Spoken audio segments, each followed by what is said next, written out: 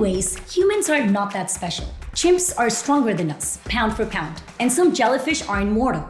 But it's the unique way we think that make us so special. Our minds empower us to build cities, invent new technology, and even go to the moon. And our thinking abilities let us create good explanations. Now, you might be wondering, but don't animals think too? They have brains after all. Leonard Mlodinov, physicist and colleague of Richard Feynman, distinguishes between three kinds of thinking: automatic, analytical, and elastic. Most animals only use automatic thinking, reflexive responses to situations. Think about the herringull. When a parent taps the ground, it triggers them to barf, and its chicks run over and start pecking. That's automatic thinking. They're following natural reflexes. You and I use automatic thinking too. For example, we naturally reciprocate generosity.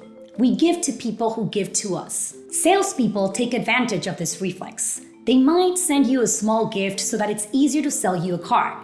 But you can escape this trap. How? Well, never accept gifts from salespeople. If you create this rule and always follow it, you'll never fall for that trick again. This tactic is an example of this second kind of thinking, analytical. We can use logic to make new plans and change our automatic behaviors. Computers use analytical thinking too, and they're much better at it than we are. For example, the computer Deep Blue beat chess champion Garry Kasparov in 1996. And today, computers beat chess champions all the time.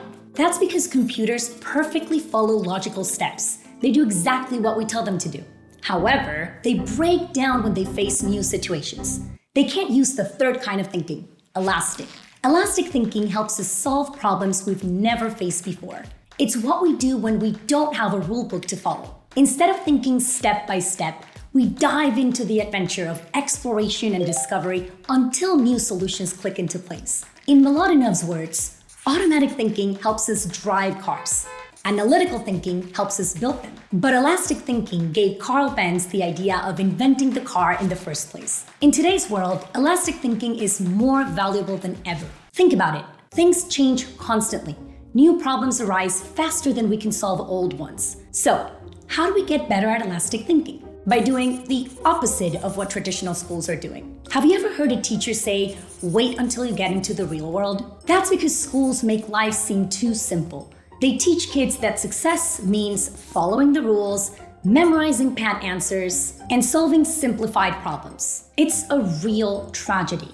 Schools suck the novelty out of real life. As a result, kids spend most of their formative years without practicing elastic thinking. Now, put kids in new situations, and their powerful little brains light up and kick into gear. We see this at Synthesis all the time. Kids compete in teams to win the games. They don't know the rules. They have to explore and experiment to learn. It's stressful and it's tough, and kids love it. Synthesis games are an example of how kids are natural elastic thinkers. They love adventure, they thrive on challenges, and they seek novelty. So, to get better at elastic thinking, channel your inner child. Throw away the instructions. Practice discovery, adventure, and exploration. You just might be surprised at what you invent. If you agree that elastic thinking is important, make sure to like this video. And for another cool mental model, check out my previous video on De Bono's 6 thinking hats.